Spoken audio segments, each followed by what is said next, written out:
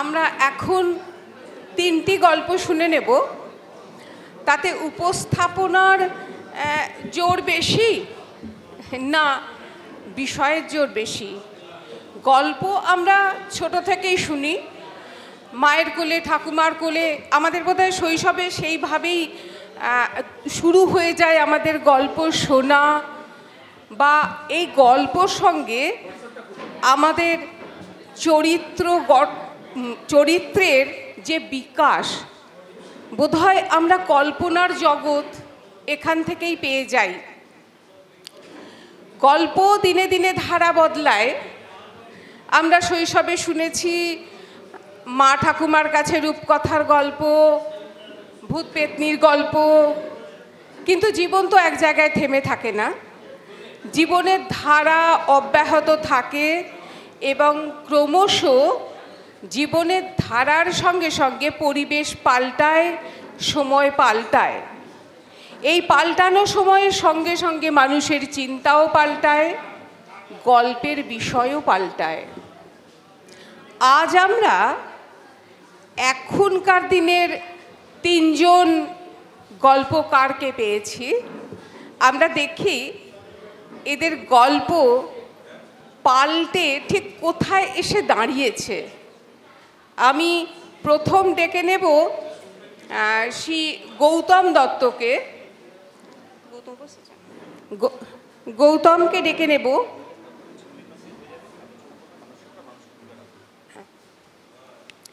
গৌতম দত্ত লিখছে কিছুদিন। গৌতমের কলম যথেষ্ট শক্তিশালী। আমরা মনে করি গৌতম অনেক দূর এগোবে। গৌতমের গল্পটা এবং দ্বিতীয় গল্প পড়বেন ঝিমলি নন্দী। ওনাকে তৈরি হয়ে থাকতেই বলবো। এই দুটো গল্প নিয়ে আলোচনা করবেন মানস সরকার। আমি গৌতমকে বলবো গৌতমের গল্পটা পাঠ করতে। নমস্কার, শুভ সন্ধ্যা। ধন্যবাদ কথামালাকে গল্প পাঠে আমন্ত্রণের জন্য। আমাকে বলে দেওয়া হয়েছিল যে ১৫০০ শব্দের মধ্যে গল্প পাঠ করতে। আমার গল্পের শব্দ সংখ্যা ১৬৫০। গল্পের নাম একলব্য। পর্ব ১। নারকেল গাছগুলো কাকতাড়ুয়ার মতো ঠায় দাঁড়িয়ে যেন ঘূর্ণিঝড়ের প্রহর গুনছে। এক ফালি চাঁদের বাঁকা হাসি চিকচিক করছে ড্রেনের কাদা জলে। যে দুটো বা তিনটে তারা দেখা যাচ্ছে সেগুলো জ্বলছে নিভছে। পাঁচিলের ধার ঘেঁষে খুঁড়িয়ে খুঁড়িয়ে হাঁটছে একলব্য। বাঁ পায়ের হাঁটু ঘেঁষে একটু আগেই বুলেট ছো মেরে চলে গেছে। নিঃশ্বাস প্রশ্বাসটাকেও যতটা সম্ভব আওয়াজবিহীন করে রাখতে হচ্ছে। নিথর এই নিশুতি রাতে সামান্য শব্দ কালবৈশাখী ঝড়ের স্ফুলিঙ্গ হতে পারে যখন তখন। পাঁচিলের উপর চোখ দুটোকে তুলে মাধব দাসের বাড়িটাকে ডানে রেখে গলিতে মুখ বাড়ালো একলব্য। গলিটা কাঁচা রাস্তায় গিয়ে মিশেছে, আর রাস্তার ওপারেই দিগন্তে মিশেছে ধানক্ষেত। গলিতে একটা কুকুর ঢুকলো। এই প্রাণীটিকে একলব্য ভীষণ ঘেন্না করে। তাই রাগ হলেই যাকে তাকে কুত্তার বাচ্চা বলে গাল দিতে ওর বেশ লাগে। ডান পকেটে হাত ঢুকিয়ে পেটোখানি বার করলো একলব্য। অক্ষত আছে। এই পেটোই তার বাঁচার শেষ অস্ত্র। আরেকটা অস্ত্র ছিল, কিন্তু ক্ষুধার্ত অস্ত্রটি এখনো বোধহয় শত্রুর বুকের কালো রক্ত চুষে খাচ্ছে। শত্রুর মুখটা মনে পড়তেই একলব্যর মনের ভেতরকে বলে উঠল কুত্তার বাচ্চা। পর্ব ২। একলব্য চিরকালই ডাট নিয়ে চলা ছেলে। কাউকে ভয় পেয়ে মাথা নিচু করে কিংবা তেল মেরে চলা তার বিলকুল না পছন্দ। একলব্যর বাবা অন্যের মুদির দোকানে খাতা লেখে। একলব্য জানতো ওর বাবা গরিব হতে পারে, কিন্তু সৎ। একবার দোকানের মালিক হিসেবে গরমিল পাওয়ায় একলব্যর বাবাকে হারামি বলে গাল দিয়েছিল। রাতের অন্ধকারে বউ বাচ্চা সমেত মালিকের বুলেট গাড়ি আটকায় একলব্য। ডান হাতের স্টিলের বালাটি অন্ধকারে চিকচিক করছিল। কপালে সিঁদুর, চোখে রক্ত জবা। বাবাকে কি বলেছিস বে? একলব্যর মুখে দেশি মদের গন্ধ। বুলেটের পেছনে বসা বউটা ওড়না ঢাকলো মুখে, ওড়না টানলো মুখে। হঠাৎ গাড়ি থেমে যাওয়ায় বাবা মায়ের পাশে বসা ফুটফুটে বাচ্চাটি ভয় পেয়ে বাবাকে দুই হাতে জড়িয়ে ধরে। লোকটি যথাসম্ভব ভয়কে আড়াল করে জবাব দিল, কাল সকালে সুস্থ হয়ে আয়, তখন বলবো। আমি সুস্থ, কি বলেছিস এখন বল। বললাম তো কাল সকালে। কথা শেষ হবার আগেই একলব্য মালিকের কলার ধরে হিন্দি সিনেমার অ্যাংরি হিরোর মতো ডায়লগ দেয়, হারামি কাকে বলেছিস বে? আমার বাবা তোর ডাকা নিয়ে কি হারামে খায়? একলব্য, কলার ছাড়, ভালো হবে না কিন্তু। কি করবি কুত্তার বাচ্চা? পেছন থেকে বাচ্চা ছেলেটি ঠিক পোষ্য কুকুরের ছানার মতো কান্না জুড়ে বলল, বাবা ভয় করছে, বাড়ি চলো। এরপর হাতে পায়ে ধরে ক্ষমা চেয়ে কোনো রকমে একলব্যর বাবা কাজটাকে টিকিয়ে নিয়েছিল। কিন্তু বাবার এই ভয় পেয়ে মাথা নিচু করাকে মেনে নিতে পারেনি একলব্য। ঘর ছাড়ল সে, সোজা গিয়ে আশ্রয় নিল বাজিদার কাছে। বাজিদার মুরগির মাংসের দোকান। ইস্পাতের ধার দেওয়া বটির কাছে ঠ্যাং বাঁধা সাদা শস্যগুলোকে ধরলেই চুম্বকের মতো টেনে নেয়, খালি সরাত করে শব্দ হয়। তবে মাংস বিক্রি করা ছাড়াও বাজিদার আরেকটা পরিচয় আছে। ভোটের সময় ভাড়াটে গুন্ডা হিসাবে কাজ করে। নির্দিষ্ট কোনো রাজনৈতিক দল নয়, যে মাল্লু দেবে তার কাজ করবে। ধমকানো, শাসানো, কেলানো, বোমাবাজি, গুলিবাজি, এমনকি প্রয়োজনে মার্ডার। বাজিদা কখনো কারো কাছে মাথা নিচু করে কথা বলে না, ভয় কাকে বলে সে জানে না। একলব্য মনে মনে ভাবে বাজিদা তার আইডল। পর্ব 3। একলব্য গায়ের গেঞ্জিটা খুলে কলারটাকে দুপাশে শক্ত করে টান দেয়। চরচর করে গেঞ্জিটা দুফালি হয়ে যায়। এক ফালি কাপড় বা পায়ের হাঁটুতে শক্ত করে বাঁধতেই আক করে একটা শব্দ বেরিয়ে আসে। আরেক ফালি নিয়ে মুখের ঘাম মুছে বা পকেট থেকে দেশলাই আর বিড়ির প্যাকেট বের করল। দু টানে বিড়ি খতম। শরীর হালকা অবশ হয়ে আসে। কিছুক্ষণ পর পেছন থেকে ধাওয়া করা শিকারী কুকুরের মতো চারটে প্রাণীর নিঃশ্বাস প্রশ্বাসের শব্দ একলব্যর বুকটা আঁতকে উঠল। হারামিটা এখানে ঘাপটি মেরে লুকিয়ে আছিস? কি ভেবেছিলি ঢ্যামনা, চোখে ধুলো দিয়ে পালাবি? একলব্য দেখল অন্ধকারে চারজোড়া চোখ জ্বলছে। শিকারী কুকুরের মতো হিংস্র থাবা রয়েছে চোখগুলোতে। একলব্য ডান পকেট থেকে পেটোটা বের করতে যাবার আগেই কমল এসে পিঠের শির দাঁড়াতে ওর হাঁটুটা ঠেস দিয়ে একলব্যর হাত দুটোকে পেছনে নিয়ে একটা হ্যাচকা টান মারল। থুতুর সঙ্গে একদলা রক্ত উঠে আসলো একলব্যর মুখ থেকে। কমল ফুসতে ফুসতে বলল, যে কিনা তোকে মাথায় ছাদ দিল, কাজ দিল, তার বুকে তুই ছুরি মারলি? এত বড় নিয়ম খারাপ তুই?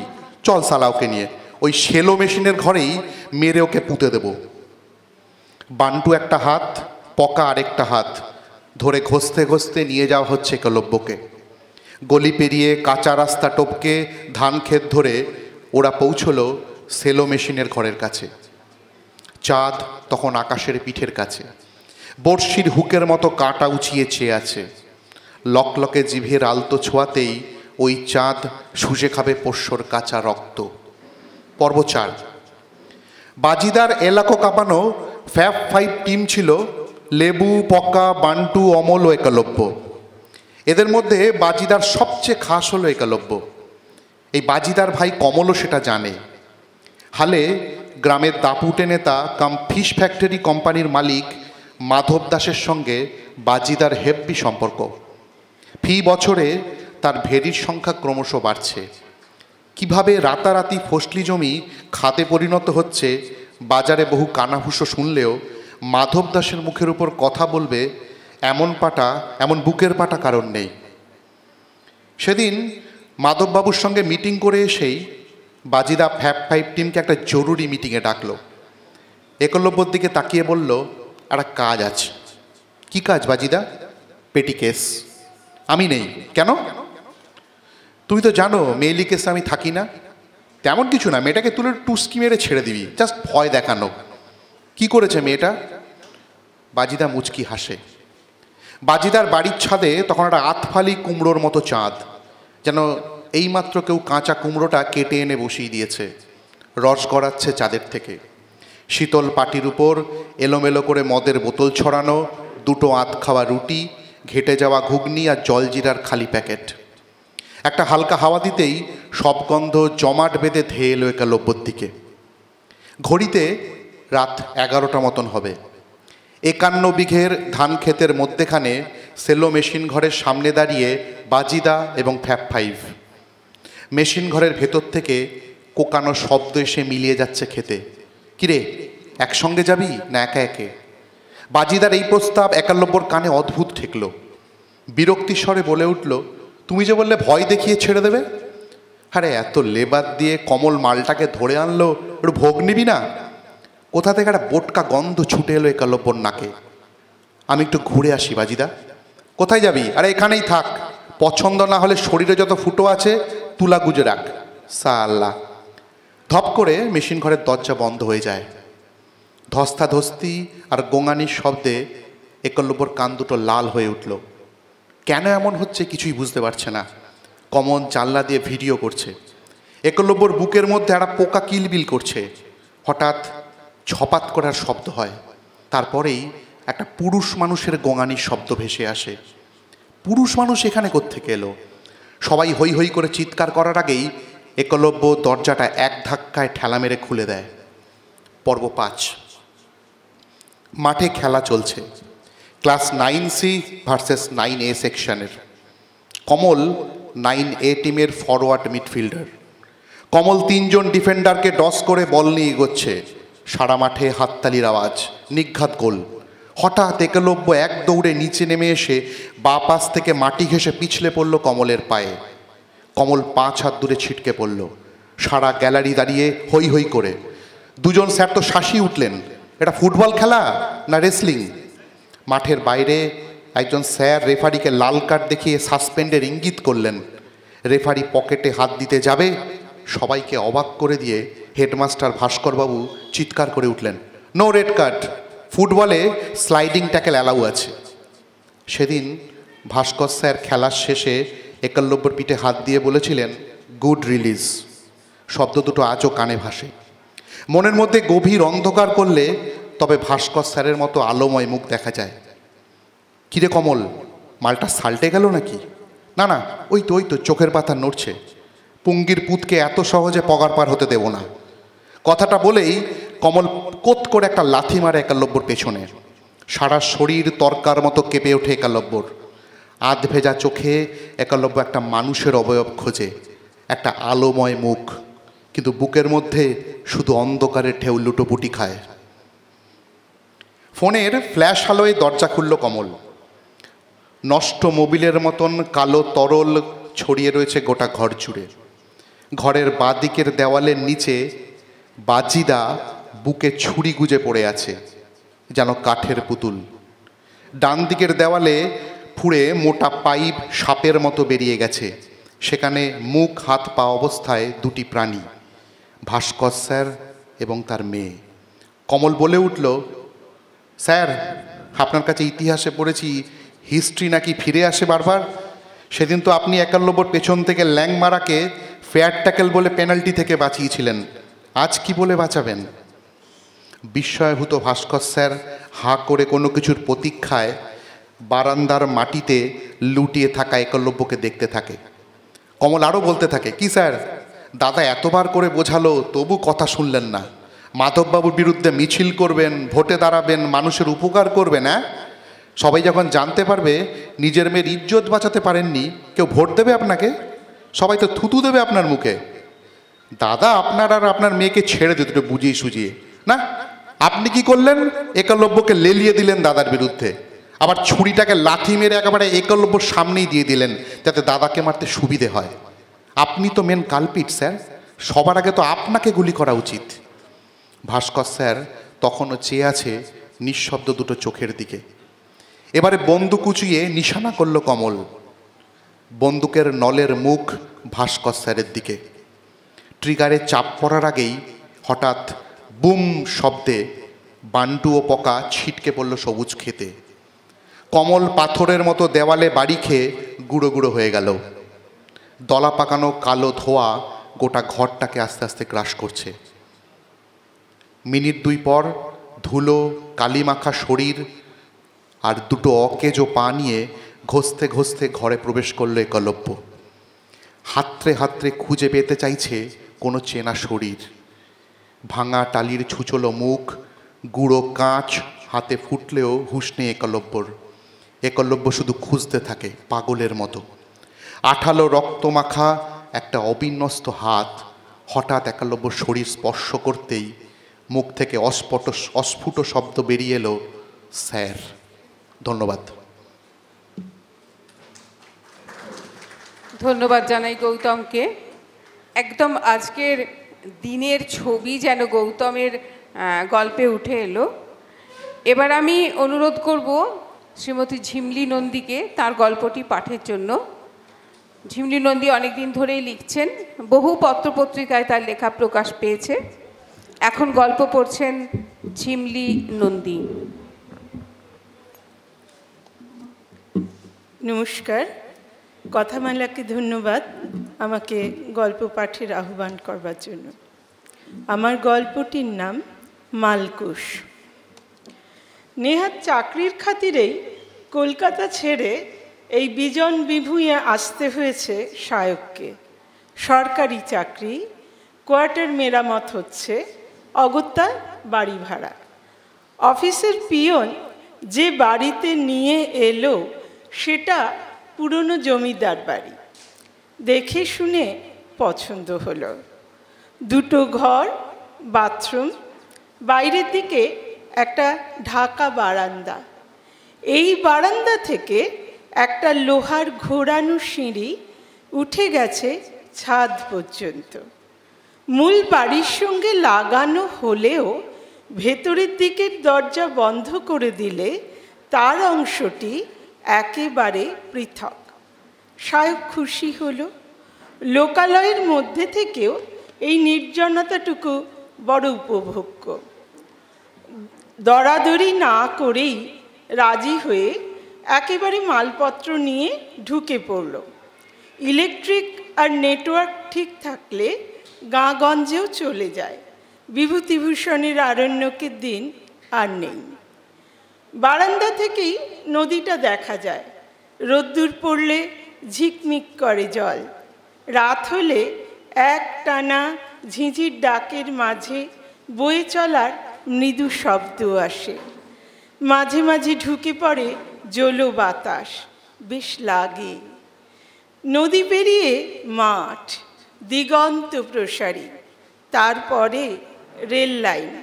দেখা যায় না, ট্রেন এলে গেলে মালুম হয়। একটা পাহাড়ের ছবি, নদী, আচ্ছা সরি, নদী পেরিয়ে মাঠ, দিগন্ত প্রসারী, তারপরে রেল লাইন। দেখা যায় না, ট্রেন এলে গেলে মালুম হয়। দিগন্ত রেখায় গাছপালার মাথা ছাপিয়ে আকাশের বুকে আবছা রেখায় আঁকা আছে একটা পাহাড়ের ছবি। নদীটা কাছে বলেই এখানে পুকুরের মাছের সঙ্গে নদীর মাছও পাওয়া যায়। নদীর ওপারে পাহাড়ের কাছে থাকে ডুংরি। ডিঙি নৌকায় মাছ ধরতে যায়, এপারে মাছ বেচে। চেহারাখানা চোখে পড়বার মতো, স্বভাবখানা নদীর মতোই। লোকে বলে অনেক কিছু, তবে লোকে কি না বলে। শোনা কথায় বিশ্বাস করবার মতো কান পাতলা নয় সায়ক। অফিস করেও সে নিয়ম করে নদীর ধারে হাঁটতে যায় সকাল সন্ধ্যায়, সূর্যোদয় এবং সূর্যাস্তে। একদিন অমনি শেষ বেলায় নদীর ধারে হাঁটতে হাঁটতে মেঘ করে এলো। ছাই ছাই মেঘ, দুর্বার গতিতে আবছা আলো এক টানে মুছে দিয়ে ছেয়ে ফেললে আকাশ। নদীর জলে মুখ ভার হলো। পরিস্থিতি অনুকূল না ঠেকায় তাড়াতাড়ি বাড়ির পথ ধরল সায়ক। হাত কয়েক যেতে পারলেই একটা আধা জঙ্গল মতো জায়গা, কাঁটা বাঁশের ঝাড় বেড দিয়ে রেখেছে খানিকটা। তার পাশেই একটা বিশাল বট ডালপালা মেলে বিনুনির মতো মোটা মোটা ঝুড়ি নামিয়ে নিজেকে বনস্পতি প্রমাণ করতে প্রায় কাঠা তিনেক জায়গা সবলে অধিকার করে রেখেছে। 2-1 ফোঁটা জল গায়ে পড়তেই দৌড়লো সায়ক। বাঁশঝাড় পেরিয়ে সে আপাতত কোনো মতে বটগাছের আওতায় পৌঁছতে চাইছিল। তার সঙ্গে উড়ে আসছিল অজস্র পাখির ঝাঁক। গন্তব্য এক। কলরব মুখর বনস্পতির কাছে গিয়ে থামল সায়ক। কলকাতার কোলাহলে অভ্যস্ত তার কান সহস্র পাখির কলকাকলিতে মোহিত হয়ে পড়ে। শব্দ নির্ঝর কান থেকে প্রাণে প্রবেশ করে। সমস্ত ইন্দ্রিয় দিয়ে সে অনুভব করে এক নতুন পৃথিবীর অস্তিত্ব, যা তার 32 বছরের জীবনে একেবারেই অজানা, অশ্রুতপূর্ব, অনাঘ্রাত এবং হয়তো তাই অবহেলিত ছিল। ক্রমশ বৃষ্টির বেগ প্রবল হয়, নিবিড় হয়ে আসে অন্ধকার। মুখর পাখিরা স্তব্ধ হয়ে এক মনে বর্ষার গান শোনে। ইতিউতি জোনাক জলে। লোকালয়ের মঙ্গল শঙ্খের মৃদু নিনাদ স্তিমিত হতে হতে সেখানে সভয়ে প্রবেশ করে। ঝুমঝুম ঝুমঝুম। হঠাৎ নূপুরের শব্দে আপাদ নখ শিখর চমকে ওঠে সায়ক। নূপুর পায়ে কি যেন সরে গেল। সায়ক ভাবল টেনে দৌড় মারবে। এখান থেকে তার বাড়ি 1 কিলোমিটারও নয়, ভিজলে ক্ষতি কি? কিন্তু বিধাতার অভিরুচি অন্যরূপ। তখনই গুড়গুড় করে ডেকে উঠল আকাশ। কষাঘাতের মতো নীল বিদ্যুৎ শিখা আছড়ে পড়ল পৃথিবীর গায়ে। দেখ দেখ, আগুন ধরে গেল অদূরে বাঁশঝাড়ে। দৃঢ় ঋজু বংশদণ্ড ফট ফট ফটাস বিকট শব্দে আর্তনাদ করে ফাটতে ফাটতে একের পর এক ধরাশায়ী হতে লাগলো। সন্ত্রস্ত পক্ষীকুল আলোড়িত হলো, শিউরে উঠল সায়ক। মুহূর্তকাল আগে যে নূপুর তাকে ভয় দেখিয়েছিল, এখন তাকেই আশ্রয় করতে চাইল মন। সায়ক চিৎকার করে উঠল, কে কে কে আছো? কে আছো এখানে? বেরিয়ে এসো, সাড়া দাও। উত্তরে আবার নিক্কণ উঠল। স্তম্ভমূলের আড়াল থেকে বের হয়ে এলো আলতা পড়া মসিবর্ণ একখানি চরণ। নূপুর তো নয়, ঝুমকো বসানো মল। ক্রমশ সামনে এসে দাঁড়ালো নারী। সায়ক মহাবিস্ময়ে চেয়ে দেখল কালী। বিভ্রম, কিন্তু স্পষ্ট। প্রতিমা নয়, স্পন্দন আছে। একেবারে সত্যি বলে মনে হলো। তবু শহুরে সংশয়ে পকেট থেকে মোবাইল বের করে সায়ক টর্চের আলো ফেলল দেবীর মুখে। মুখে হাত আড়াল করে খিলখিল করে হেসে উঠল মেয়ে। বললে, আমি ডুংরি বাবু, ডুংরি বহুরূপী। বুক থেকে পাথর নেমে গেল। সায়ক কাছে এলো তার। কি অপরূপ সাজখানি, পুরোদস্তুর শিল্প। ওপর হাতে বাজুবন্ধ, কানে বড় মাকড়ি, নাকে ফাঁদি নথ, কণ্ঠে জবার মালা, আলুলায়িত দীর্ঘ কুঞ্চিত কেশরাজি, স্বল্প বেশ, উদ্ধত যৌবন, রহস্যময়ী। কপালে তৃতীয় নয়ন যেন বাংলার 3 সংখ্যাটি টানা। সায়কের মনে পড়ল হুমায়ুন আহমেদ বলেছিলেন 3 সংখ্যাটির অসীম গুরুত্ব। 3 হলো ত্রিকাল, অতীত, বর্তমান, ভবিষ্যৎ। সায়ক যেন কালগুলি স্পর্শ করল। 3 হলো ত্রিলোক, স্বর্গ, মর্ত্য, পাতাল। এই প্রাগৈতিহাসিক আধারে, এই রহস্যময় ত্রিনয়নে সায়ক লোকত্রয় প্রদক্ষিণ করল। ঘোর লাগা গলায় অর্ধস্ফুট এসে বলে উঠল, আহা!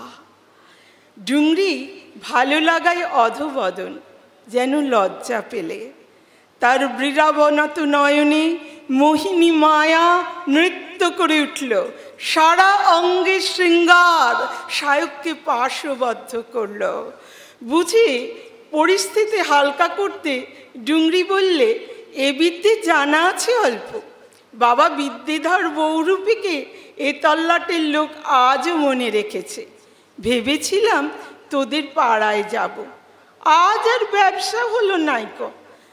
সায়ক তখনও তদ্গত, কথাগুলো তেমন শুনছিল না। কলকাতায় থাকতে সে একটা নামি টিভি চ্যানেলের ড্যান্স শোয়ে কোরিওগ্রাফার ছিল। এমন নিখুঁত কাজ না, সায়কের মনে হলো সে এতদিন কিছুই করতে পারেনি। একটা 500 টাকার নোট সে বাড়িয়ে ধরলে তার টাকা ধরা হাতটা কাঁপছিল। ডুংরি আরও একটু কাছে এসে অবলীলায় তার হাতটি ধরে ফেলল। সায়ক যেন কুমার সম্ভবের পার্বতী, না যজ না তস্থ। দম ফেলতে পারছে না, শ্বাসকষ্ট হচ্ছিল তার। ডুংরির গরম শ্বাসের হলকা লাগলো গায়ে, একটা উদ্দাম বন্য আবেগে ভেসে গেল হৃদয়। প্রতিটি রোমকূপে কাঁপন ধরল, কুটোর মতো উড়ে গেল যাবতীয় প্রতিরোধ। অর্ধনিমিলিত চোখে সায়ক নত হলো যেন মালব কৌশিক। বৃষ্টি ধরে এসেছিল। নোটটা নিয়ে ডুংরি হেসে বলেছিল, বাবু তুই ঘরকে যা। ডুংরির গলাটা আস্তে আস্তে ধরে এলো। ডুংরি দাঁড়ায়নি, মিহি ধারাপাতের ভেতর দিয়ে ছুটে গিয়েছিল নদীর দিকে। বাঁশ গাছের আগুনের কাঁপা আলোয় ধাবমান প্রহেলিকা। দ্রুত মিলিয়ে গেলে পায়ে পায়ে বাড়ি ফিরে এসেছিল সায়ক। ফিরে এসেছিল তার শহুরে জটিলতা, স্ক্যান্ডালের ভয়, শঙ্কা এবং সংকোচ। সংকুচিত সায়ক একলা ঘরে নিজেকে বারবার বুঝিয়েছিল, তবু কলঙ্কের প্রশ্ন নেই, কারণ প্রথমত সাক্ষী কেবলই অন্ধকার, দ্বিতীয়ত সে পুরুষ মানুষ, আর তৃতীয়ত এবং সর্বোচ্চ নদীর মতোই ডুংরিও সাতঘাটের জল খাওয়া বয়ে যাওয়া মেয়ে মানুষ, যাদের শরীর এমনকি হৃদয়েরও কোনো দাম নেই। তারপরেও 500 টাকা কিছু ফেলনা নয়। কিছুকাল পরের কথা, বাড়িওয়ালা আদিনাথ মজুমদার ব্যবসায়ী হলেও রসিক মানুষ। বিশাল যৌথ পরিবার, সচ্ছল ভরভরন্ত সংসার। বাড়িতে বৈঠকি গান বাজনার চল আছে। আসর বসলে সায়কেরও নিমন্ত্রণ জোটে, না খাইয়ে ছাড়েন না তারা। বাড়ির মেয়েরা পরিবেশন করেন। আজও নিমন্ত্রণ ছিল। আদিবাবুর কনিষ্ঠা কন্যা গুলঞ্চের কণ্ঠটি সুধা মাখা।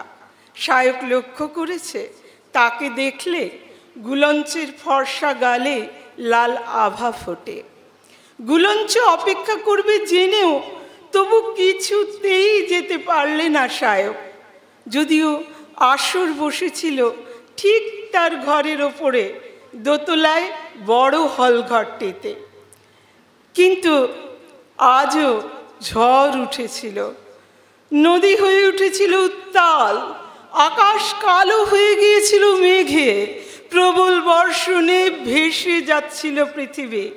গুলঞ্চ ঠুমরে গাইছিল, যাও যাও মোসে না বলো কান্হা, ঝোটি পাতিয়া না বলো। গানের ধুয়োর সঙ্গে খোলা জানলা দিয়ে ঢুকে পড়ছিল অবাধ্য জল বাতাস। উদাস হয়ে পড়ছিল সায়ক। এজন্য নয় যে সে একটু আগে মেল পেয়েছে কলকাতায় বদলির, এই জন্যও নয় যে আজই গুলঞ্চর পাঠানো ফ্রেন্ড রিকোয়েস্ট কনফার্ম করেছে সে, কেবল এই জন্য। জলজ গন্ধে ফিনকি দিয়ে ওঠে তার ক্ষত মুখ। তাকে ভুলতে দেয় না আদিম এক প্রাকৃত অন্ধকারে তার জন্মান্তর ঘটিয়েছিল কলুষ নাশিনী যে অলৌকিক নারী। প্রবল দুর্যোগ মাথায় নিয়ে সে নদীর দিকে ছুটে গেছে, আর ফেরেনি। নমস্কার। গল্পেও বোধহয় ঝড় উঠল, আমরা শ্রোতারা নির্বাক হয়ে শুনলাম। এ দুটি গল্প নিয়ে আমি মানস সরকারকে বলবো তার তাৎক্ষণিক প্রতিক্রিয়া দিতে। মানস সরকার দুটি গল্প নিয়ে বলবেন।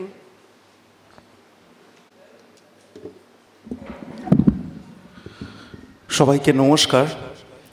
শুনলাম আমরা দুটি গল্প এই পর্বে।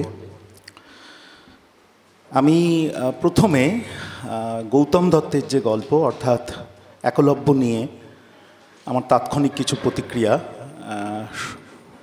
আমি রাখার চেষ্টা করছি আপনাদের সামনে। আমরা যখন এই গল্প পাঠের পর্ব শুরু হবে তার আগে বোধহয় আমরা সবাই কম বেশি সাক্ষী ছিলাম যে গল্পে বিষয় এবং উপস্থাপনা কোনটা একটা আমাদের গল্পশিল্পের মধ্যে প্রাধান্য পাবে সে নিয়ে একটা বেশ বিস্তৃত আলোচনা হয়েছিল। এবং এটার রেস ধরেই যখন আজকে আমরা এই পর্বে প্রবেশ করছি অর্থাৎ গল্প পাঠে, এবং যে দুটো গল্প শুনলাম তাতে বোধহয় এই প্রাসঙ্গিক বিষয়টা অর্থাৎ উপস্থাপনা এবং বিষয় দুটোকে পাশাপাশি রেখেই বোধহয় এই গল্পের আলোচনায় প্রবেশ করা ভালো। প্রথম গল্পের ক্ষেত্রে যদি একলব্য আমরা ধরি, যে কোনো গল্পের ক্ষেত্রে, ছোট গল্পের ক্ষেত্রে অন্তত, নামকরণটা বোধহয় খুব গুরুত্বপূর্ণ।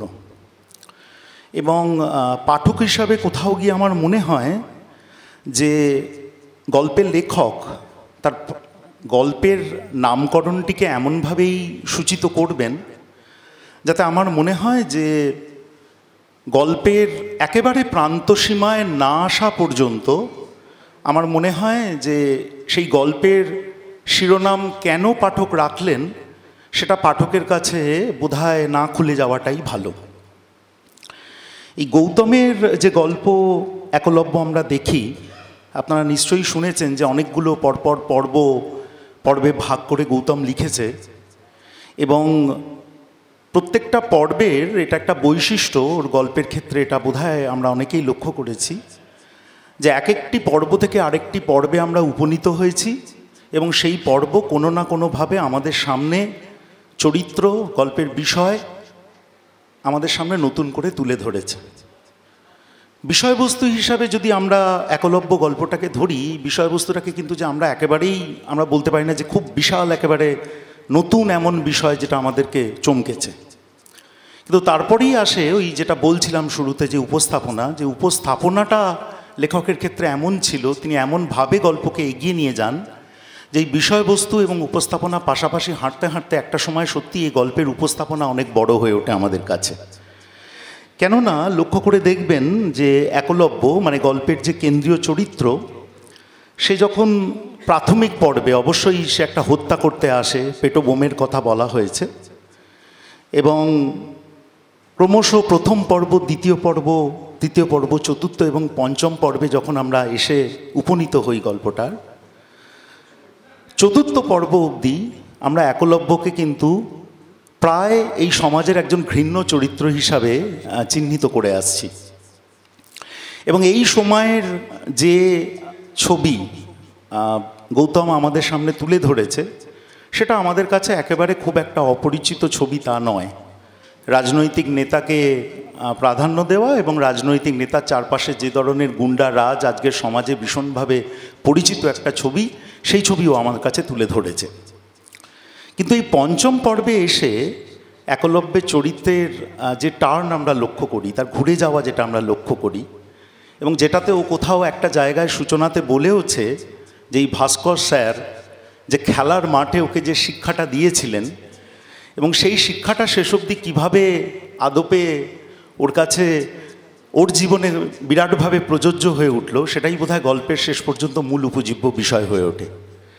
এখন আমরা যারা একলব্য চরিত্রকে জানি, অর্জুনের মতো চরিত্রকে পাশে রাখলে আমরা তো জানি যে অর্জুন সরাসরি শিক্ষকের কাছে শিক্ষা নিয়েছিলেন, দ্রোণাচার্যের কাছে, এবং অনেক বড় ধনুর্বিদ হয়ে আদর্শ একজন ছাত্র হয়ে উঠেছিলেন। কিন্তু যে সরাসরি শিক্ষা কোনোদিন নেয়নি, অর্থাৎ কিনা একলব্য, সেও কিন্তু খুব বড় ধনুর্বিদ হয়ে উঠেছিল। বাস্তবের গৌতম যে একলব্য চরিত্রকে এঁকেছে সেই একলব্য কোনোদিন ভাস্কর স্যারের কাছ থেকে তার আইডিয়াল আদর্শের যে শিক্ষা সেটা কিন্তু নিয়ে এসে বড় হয়নি, কিন্তু প্রকারান্তরে ভাস্কর স্যারের দেওয়া শিক্ষা অর্থাৎ বাঁচানোর যে শিক্ষা মানুষকে, সেটা সে গ্রহণ করেছে এবং শিষ্য হিসাবে একলব্য শেষ অবধি কিন্তু স্যারের শিক্ষা নিয়ে সত্যি খুব মহান হয়ে উঠেছে। এই নামের চরিত্রের নামের সঙ্গে যেভাবে গৌতম শেষ অবধি গল্পের শিরোনামকে মেলাতে পেরেছে অবশ্যই তার উপস্থাপনা দিয়ে, সেটা কিন্তু গল্পের ক্ষেত্রে কোথাও না কোথাও একটা আমাদের ভাবায়। দ্বিতীয় যে গল্প আমরা শুনলাম অর্থাৎ ঝিমলি নন্দীর মালকোষ।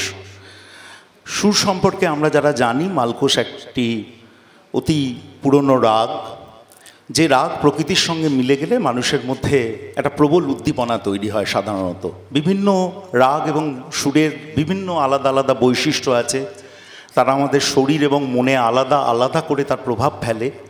মালকোষ সাধারণত সেই অতি একটা প্রকৃতির আদিম একটা রাগ, যে রাগে মানুষের একটা সত্তাকে, সুর এবং রাগ এমন যেটা তার সত্তাকে পরিবর্তন করে দেয়। মূলত এখানে আমরা এই গল্পের ক্ষেত্রে মানে যে কেন্দ্রীয় চরিত্র সায়ককে দেখতে পাই, সেই সায়ক এমন একটা প্রকৃতির প্রেক্ষাপটে যায়, প্রকৃতির খুব চমৎকার বর্ণনা দিয়ে লেখিকা ঝিমলি নন্দী শুরু করেন এবং একটা সময় কালীরূপী যে নারীর সঙ্গে মুখোমুখি হয় সায়ক, সেই নারী সায়কের মধ্যে যে শহুরে সত্তা ছিল সেটা কোথাও গিয়ে এবং অবশ্যই প্রকৃতির প্রেক্ষাপটে একটা বিস্তৃত পরিবর্তন ঘটিয়ে দেয়।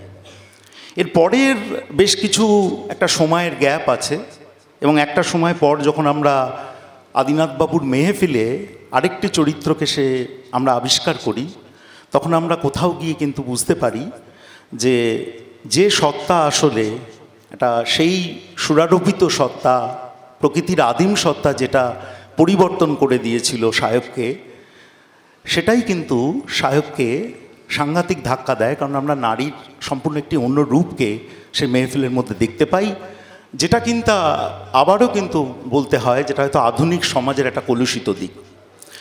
দুটো গল্পের মধ্যে তাদের যে উপস্থাপনা সেটা একেবারেই আলাদা আলাদা।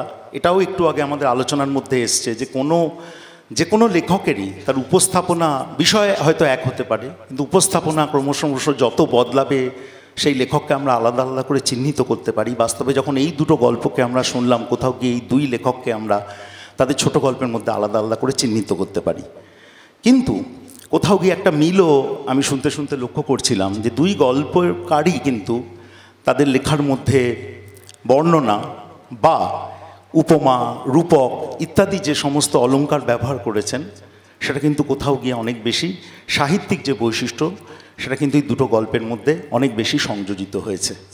একদম খুব তাড়াতাড়ি শুনে তাৎক্ষণিক প্রতিক্রিয়া হিসাবে আমি এইটুকুই বলতে চাইব। ধন্যবাদ। ধন্যবাদ জানাই মানস সরকারকে, তার প্রতিক্রিয়া সে জানালো। এবার আমরা তৃতীয় এবং এই পর্যায়ের শেষ গল্পকার হিসেবে ডেকে নেব শ্রী ভূপাল চক্রবর্তীকে, যে প্রথমে কবিতা দিয়েই হয়তো সাহিত্য জগতে পা রেখেছিল। কবিতার পর এখন সে গল্পে মনোনিবেশ করেছে এবং বেশ কিছু ভালো গল্প আমরা ভূপাল চক্রবর্তীর কাছে পেয়েছি। এবার গল্প পাঠ করছেন ভূপাল চক্রবর্তী। এই গল্পটা নিয়ে আলোচনা করার জন্য আমি অনুরোধ করব শ্রী সন্দীপ রায়কে। কথামালা এবং ভাষা ও ভবিষ্যতের কাছে কৃতজ্ঞতা জানাই এবং শ্রোতাদের আমার আন্তরিক শুভেচ্ছা। গল্পের নাম হারাধনের ছেলেপুলে। হারাধন স্থবির বটগাছের মতো বহুকাল বেঁচে রইল এবং বেঁচেই রইল শুধুমাত্র জড়ভরতের মতো। এবং থাকতে থাকতে সে একদিন অনুমান করল যে তার চারপাশে ছড়িয়ে ছিটিয়ে থাকা অবিন্যস্ত পরিবেশ বেশ আঁটসাঁট হয়ে উঠেছে। কোথাও এতটুকু শিথিলতা নেই। দিব্যি দিন রাত হচ্ছে, জোয়ার ভাটা হচ্ছে, মিটিং মিছিল হচ্ছে, খুন খারাপি হচ্ছে, ধর্ষণ হচ্ছে, জন্ম মৃত্যু হচ্ছে, পার্লামেন্টে অধিবেশন হচ্ছে, যুদ্ধ খেলা হচ্ছে, মারি মরক হচ্ছে, ভোটরঙ্গ হচ্ছে, সকলেই দিব্য হচ্ছে। আসলে সে ভেবেছিল এ সবই থেমে যাবে অচিরেই। এই ভাবনা মাথায় আসাই স্তক তার নিজেকে মনে হচ্ছে সে যেন মহাকাব্যের সেই অন্ধমুনি, যার ছেলেটাকে রাজামশাই ওরফে রাষ্ট্র স্রেফ শিকার খেলার ছলে মেরেই ফেললেন বেমালুম। হারাধন 10টি সন্তানের জনক। সে তার শুকনো লঙ্কার মতো ছিপড়ে অথচ লাল চিকন রঙের বউটার মায়ায় মায়ায় জড়িয়ে জড়িয়ে 10টি সন্তানের জন্ম দিয়েছিল। কেননা সে আর তার বউ এইটুকুই জানতো যে 10টা সন্তান মানে 10 দুগুণে 20টা হাত, মানে 20 হাতের শ্রম, মানে বেঁচে ভরতে থাকার 20টি উপায়। অবশ্য তার এই জন্মবৃত্তান্তের যৌথ সমর্থন নিয়ে গণতান্ত্রিক রাষ্ট্র কিছুই মনে করেনি, কেউ বাধা দেয়নি। অর্থনীতির ব্যাখ্যাকারদের মুখেও তেমন গেল কিছু শোনা যায়নি। অর্থাৎ দেশকালের তেমন কোনো বড় ধরনের ক্ষতি না করেই হারাধন আর তার বউ মিলে 10টি সন্তানের জন্ম দিয়ে চলল আবহমান কাল। এমন একটা আগো স্বপ্ন ছিল দুজনের যে তারা বুড়ো বয়সে পায়ের ওপর পা তুলে অথবা একজনের বিয়োগে অপরজন পায়ের ওপর পা তুলে কাটিয়ে দেবে জীবন। প্রায় একটি উঞ্চ কামনা। 10 ছেলের 10 বউ, মায়ে তাদের কয়েকটি করে সন্তান সন্ততি জুড়ে একটি প্রমাণ মাপের একান্নবর্তী ভাবনা দুজনের মাথাতেই গাঁথা ছিল স্বাভাবিক। হারাধনের বউ রত্নগর্ভা, তবু রক্তচূর্ণ অথচ হেমুগ্ধ জননীর মতো ফ্যাকাশে হয়ে থাকতে একদিন অপুরুষ্ট স্বপ্ন ফেলে রেখে সে এক অনাবাদী ভূখণ্ডের মতো খাঁ তেপান্তর হয়ে গেল। রইল পড়ে হারাধন অনন্ত জীবনী শক্তি নিয়ে দশকের পর দশক। এই সুবাদে হারাধনের নির্জন বেঁচে থাকায় তার 10টি সন্তানের একটি বেসরকারি এবং নিছক অসামাজিক দলিল নির্মিত হয় শখেদে। সে দলিল হারাধনের কাছে খানিক বাস্তবে আর তার বউয়ের কাছে অনেকটাই অবাস্তব থেকে গেছে। বাকি কেউ সে দলিলের কথা জানতে চায়নি। তার প্রথম সন্তানের মৃত্যু হয়েছিল এক সময়ের ব্রিটিশ শাসিত দেশে, যার কোনো হাল হদিস নেই কোনো ইতিহাসের পাতায়। হারাধন চেষ্টা করেছিল দেশের জন্য মৃত্যুবরণ করা ছেলেটির জন্য একটি তাম্রফলক না হোক, অন্তত সামান্য কিছু মাসোহারা বা এককালীন কিছু টাকা টানাটানির সংসারে আসুক, কিন্তু কানাকড়িও আসেনি। যাই হোক, হারাধন বুক বাঁধে অছিলায়। স্বাধীন গণতান্ত্রিক দেশে মৃত সন্তানের ছাইল্যাপা ধূসর ভূখণ্ডে আনুমানিক কিলবিল করা 7 কোটির ভূখণ্ডের তেপান্তরে তার নিশ্চিত কিছু উপায় সংগ্রহ আছে। তার হয়ে ওঠা লায়েক দ্বিতীয় সন্তানের মুখ চেয়ে সে বসেই থাকে এবং থাকতে 2টি আস্ত দশক টপকে যায় পলকে। যাই হোক, করিয়ে বলিয়ে তৃতীয় সন্তান মুখ খুলেছিল উচক্কা বয়সে, ঘাড়ের বোঁটায় মাথা খাড়া করে। সে বলল, ভূস্বামীদের গোষ্ঠীর পিণ্ডি চটকাতে না পারলে আমাদের হাওয়াতে দশার মুক্তি নেই। দাদার মৃত্যুর বদলা নিয়ে একটা পরিচ্ছন্ন ভূখণ্ডের পরেই আসবে নিশ্চিত জীবন। এই ভেবেছিল ছেলেটি বোধহয়। হারাধন হতে পারে সে মুখ্যু, কিন্তু তার ছেলেদের খোলা চোখের আশা আকাঙ্ক্ষা স্বচ্ছই ছিল বলে সে মনে করে। কিন্তু অচিরেই গণতান্ত্রিক সরকার লোপাট করে দিল হারাধনের ছেলে সমেত একটি আস্ত মুভমেন্ট। অবশ্য মুভমেন্ট শব্দটা অনর হারাধন তার শিক্ষিত ছেলের কাছ থেকেই শিখেছিল। শব্দটার সঙ্গে তার কোনো পরিচয় ছিল না। হাতে রইল 8। হারাধন কিন্তু নিঃস্ব হয় না। তার বউয়ের স্মৃতি তাকে সাপমুন্নি দেয়। সে কেবল হা হা করা ভূখণ্ডের দিকে তাকিয়ে বলে, হবে, এইবার শস্য শ্যামলা হবে ঠিক। এবং এই আশায় সে তার তুরুপের তাস ফেলে তৃতীয়বার। সে বড় দুঃসময়ের কাল। অন্ধকার শ্মশানের মতো চারদিক, খুঁটে খাবার আগেই সেই অন্ধকার ঘন হয়ে নামে। রাষ্ট্র দেশকে, দেশের ভূখণ্ডকে গলায় দড়ি দিয়ে টেনে নিয়ে যাচ্ছে। হারাধন অনুভব করতে পারছে তার গলায় যেন ফাঁসের দড়ি গেড়ে বসছে। তবু সে ভাবে আলো আনতে যাচ্ছে অন্ধকার পার করে, তার 3 নম্বর সন্তানও যাচ্ছে, কিন্তু সেই গেল তো গেলই, আলোর আর মুখ দেখা হলো না। হারাধন সন্তান হারানোর জ্বালায় নাকি খিদের জ্বালায় ঠিক জানা নেই, সে একবার চিল্লিয়ে ভূখণ্ড মাথায় করেছিল বটে, তবে খুবই ভরাট আশ্বাস দিয়ে সবাই বলেছিল, মুক্তির মন্দির ও সোপানো তলে বলে একটা গান আছে না, সেইটে গাও। বহুকাল ধরে সেই গানই হলো ওষুধ, কিন্তু সেই গান তার গলা শুকিয়ে কাঠ করে দিল। দমেনি হারাধন। এতদিনে তার কিছু জ্ঞানচক্ষু খুলেছে। সে বুঝতে পারছিল পাঠ্যপুস্তক মার্কা আবাল বিদ্যে বুদ্ধি দিয়ে খুব একটা বরফ গলবে না।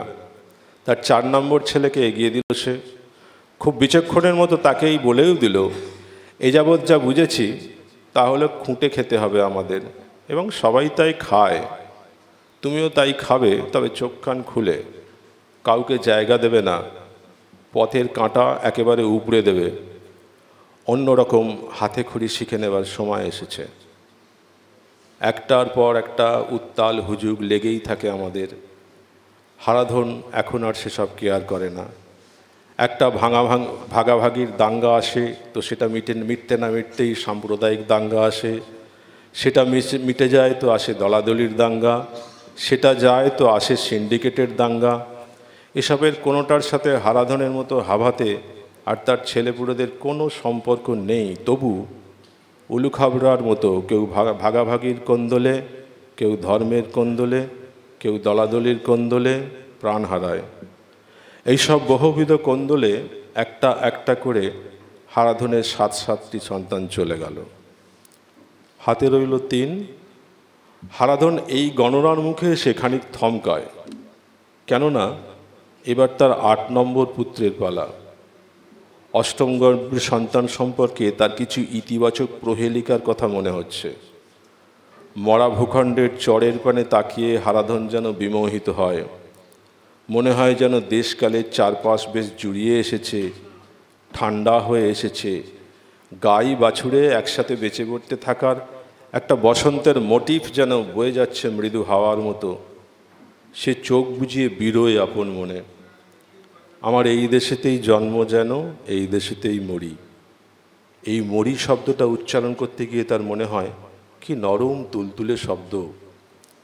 এবার আর খুঁটে খাওয়া নয়, কিন্তু হারাধন তার ছেলেকে বলে, এবার ছিনিয়ে নেবার খেলা, এবার তোমাকে ছিনিয়ে আনতে হবে।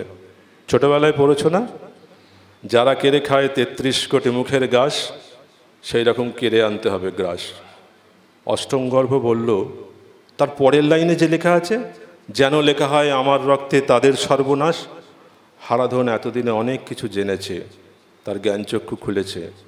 সে মাথা নড়ে বলল, নতুন করে সর্বনাশের আর কিছু নেই, এরপর ভূখণ্ডের মাটিটুকুও পাবে না। মুখ্য হলেও হারাধন ঠিকই অনুমান করেছিল। অষ্টম গর্ভের ছেলে লড়াইয়ের মাঠে নেমে টের পেল যে খুঁটে খাবার মতো নোটে গাছটিও আর অবশিষ্ট নেই। একটা প্রকাণ্ড বণিক বাজার মাটিটাকেও কিনে নিচ্ছে, কিনে নেবার তোড়জোড় করছে। তাকে সত্যিই ছিনিয়ে নিতে হবে তার প্রাপ্য। হারাধনের ছেলেই বা কম যায় কিসে? সে বুঝতে পারল নিচুতলার মানুষের জন্য মজুদ কিছুই নেই, আরও ওপরে উঠতে হবে তাকে। ছিনিয়ে নিতে গেলে ওপরে ওঠার মই চাই, লম্বা মই, লম্বা হাত চাই এ মাথা থেকে ও মাথা পর্যন্ত। এই পরিসরে হারাধনের মনে সামান্য থিতু ভাব এসেছিল। 2টি পেট চুক্তি খাবারের উপায় হয়েছিল। শেষ জীবনে ভরা পেটে তার পায়ের ওপর পা তুলে আয়েশ করার ভাবনাটা যখন ফুটি ফুটি আলোর মতো দেখা দেয়, ঠিক তখনই তার ছেলের ওপরে ওঠার মইটা তলা থেকে কে যেন হাপিস করে দিল। হারাধনের হাতে এখন 2টি তাস। মনোবল ভেঙে যায়নি তবু। নিজের বহুবর্ষজীবী শরীরটা ময়াল সাপের মতো ভারী আর ধীর হয়ে গেছে শুধু। তবে সে তার নবম ছেলেকে আর কোনো জোর করেনি, শুধু বলেছিল, চুরি করার রাস্তাটা খোলা আছে, নিজের ভূখণ্ডের সামগ্রী চুরি করে বেঁচে থাকাটাও এদেশে একটা প্রথা। যদি মন চায় চেষ্টা করে দেখতে পারো। তার খবর খুব একটা স্পষ্ট করে কেউ জানে না, যদিও সাপে কেটে মারা গেছে বলে প্রবচন আছে, কিন্তু অনেকেই বলে যে সে নাকি সাপের বিষ খেয়েছিল। যাই হোক, সে সাপের পেটেই যাক আর সাপ তার পেটেই যাক, দুটোই খুব স্বাভাবিক এবং তাপ উত্তাপহীন। হারাধন এসব কিছুই জানে না, শুধু জানে নেই। হারাধন এখন অথর্ব, অস্থিচর্ম সার দেহটা নিয়ে সে এখনো বেঁচে আছে, এই ভূখণ্ডেই আছে।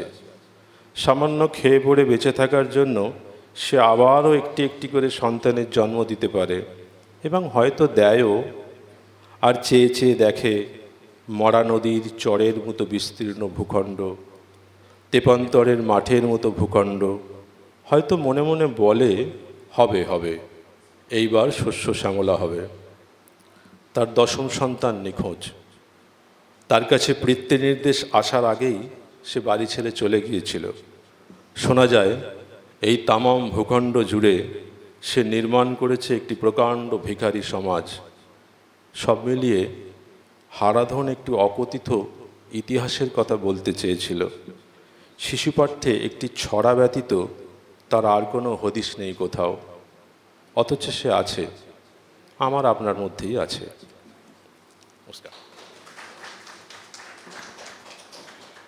আমরা ভূপাল চক্রবর্তীর গল্প শুনে নিলাম। হারাধনের 10টি ছেলের বোধহয় আধুনিক সংস্করণ। এই গল্পটি নিয়ে আমি শ্রী সন্দীপ রায়কে বলবো তার তাৎক্ষণিক প্রতিক্রিয়া জানাতে। সবাইকে নমস্কার। সত্যি সত্যি তাৎক্ষণিক প্রতিক্রিয়াই জানাবো, কেননা ভূপালের গল্পটা আরেকবার না পড়লে ভালো করে এই গল্পটা সম্বন্ধে খুব হুট করে কোনো কথা বলা খুব অসুবিধাজনক। আমার যেটুকুন প্রথম শুনে মনে হলো আমি সেটুকুনই বলছি। সঞ্চালিকাও বললেন যে হারাধনের 10টি ছেলে, তার একটা নতুন ভাষ্য গোপাল এখানে পাঠ করেছেন এবং উনি সচেতনভাবেই গল্পের নাম কিন্তু 10টি ছেলে দেননি, ছেলে পুলে দিয়েছেন। অর্থাৎ সেই 10টি ছেলে 10এই থাকছে না, তার একটা ইঙ্গিত গল্পের শেষেও আছে। এবং গল্পের শুরুতে উনি বলেছেন হারাধন স্থবির বটগাছের মতো বেঁচে রইল। এই হারাধনের স্থবির বটগাছের মতো বেঁচে থাকা এবং তারপরে একটু একটু করে যেভাবে গল্পটাকে উনি এগিয়ে নিয়ে গেছেন, মনেই হয়েছে প্রথম থেকে সচেতনভাবে হারাধনের মধ্যে দিয়ে বা হারাধনের ছেলেদের গল্প বলার মধ্যে দিয়ে আমাদের দেশ, সমগ্র ভারতবর্ষের কথা ভূপাল হয়তো বলতে চাইছেন।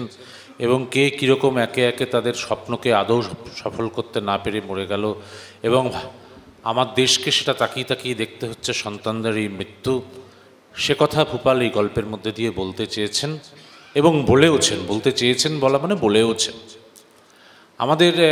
আমার গল্পটা শুনতে শুনতে মনে হচ্ছিল যে ভূপাল বোধহয় খুব সচেতনভাবেই ঠিক আমরা যে গল্প সম্পর্কে, যে গল্পের ধারণা আমাদের মাথার মধ্যে রাখি, সেরকম কোনো গল্প উনি বলতে চাননি।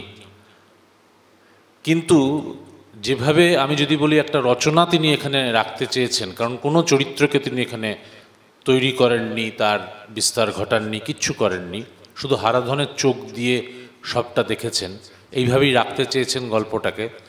সেখানে গল্পটা কোথাও কোথাও আমার কাছে খটকা লেগেছে যে গল্পকার এই হারাধনের দেখার মধ্যে বারবার ঢুকে গেছেন, যার ফলে এই যে যুদ্ধ খেলা, শুধু যুদ্ধ দেখছে না হারাধন, যুদ্ধ খেলা দেখছে।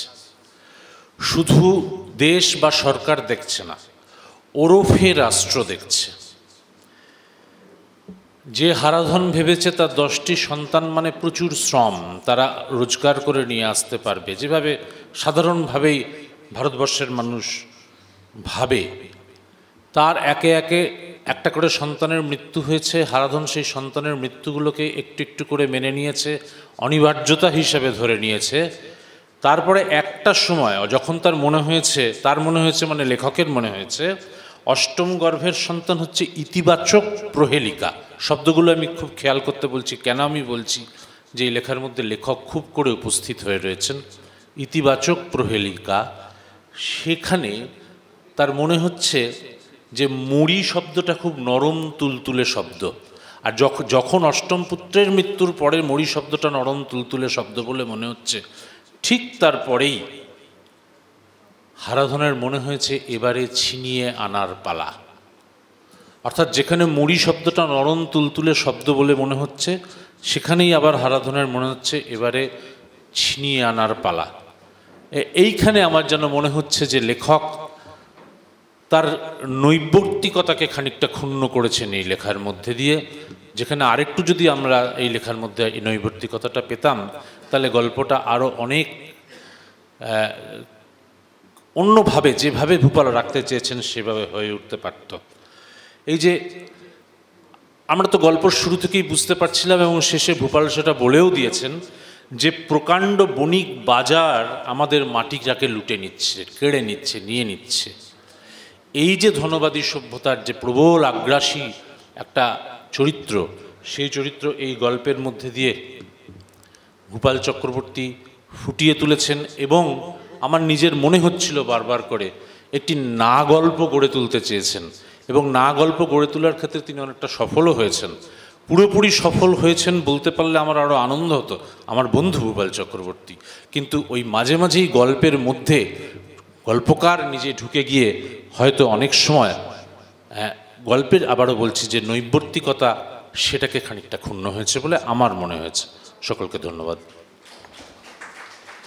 ধন্যবাদ জানাই শ্রী সন্দীপ রায়কে, খুব সুন্দর করে ব্যাখ্যা করলেন গল্পটি। শেষে আমি ধন্যবাদ জানাবো কথামালা এবং ভাষা ও ভবিষ্যৎকে। তারা যেভাবে এই বাংলা সাহিত্যের এই জায়গাটাকে ধারাবাহিকভাবে এগিয়ে নিয়ে চলেছেন, আজ আমরা দ্বিতীয় বার্ষিক গল্প উৎসবে দ্বিতীয় দিনের প্রায় শেষ পর্যায়ে এসে গেছি।